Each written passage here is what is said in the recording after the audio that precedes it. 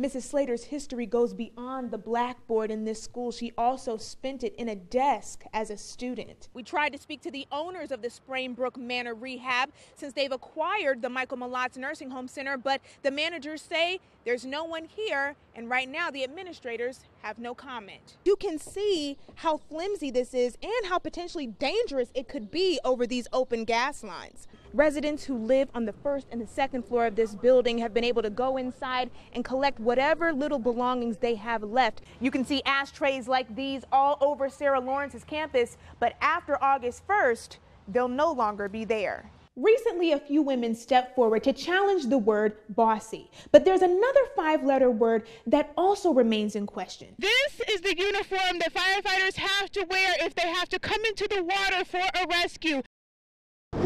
I had glass in my mouth, I had gravel in my mouth, I had glass stuck to my face. A horrifying account of a tragic accident. Myra Flores of Stamford, Connecticut feels lucky to be here after a traumatic incident in Larchmont over the weekend. We were underneath an underpass when all of a sudden something just struck me in the face. This is where Jeremy Flores and his wife say they were driving northbound on I-95. They came through the bridge and over here by mile marker 7.8 when a piece of concrete came through their front windshield and hit his wife in the face. I just kept yelling, I can't see, I can't see. This is the aftermath of their vehicle. Busted windshield, blood on the seats, and glass all over the trunk. Now Myra is unable to open her left eye and she has 15 stitches across her forehead.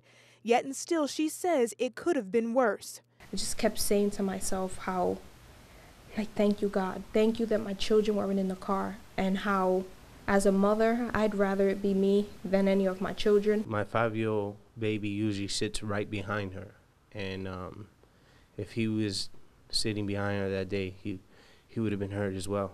And because of that, she wants to prevent this from happening to someone else. Something needs to be done. This cannot happen again. We spoke to the Thruway Authority. They say they visited the site but don't see any issues, and they are still investigating. However, state police do confirm a slab of concrete is missing from the bridge. This is Myra's first time seeing the piece of concrete that hit her. Why did you want to see it? Because I kind of just didn't want to remember what happened. Try not to think about it, and seeing it makes it more of a reality. Reporting in Stamford, Connecticut, Kristen Pope, News 12. This looks dangerous, and it is, but getting caught in a patch of ice could be deadly. If anybody was to go under the ice, they probably wouldn't surface in the same spot, so unfortunately they would be coming up to a ceiling of ice. Lieutenant Peter Connolly is speaking from experience.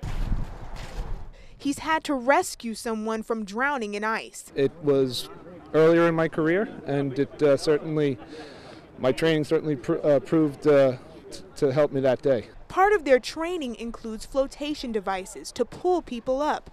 Who does this?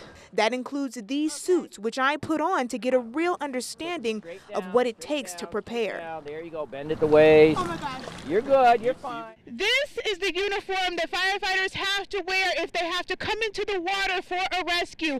And the chief told me that even in an emergency, they are not allowed to come into this water without this uniform on.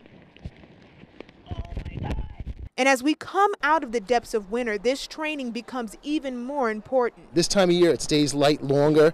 It's warmer out, so the kids want to get out of the house, and the ice is starting to melt. The chief cautioned in this situation, leave rescues to the people with the training. We don't want you trying to be a good Samaritan and rescue them, because you'll end up just being the second victim in that case.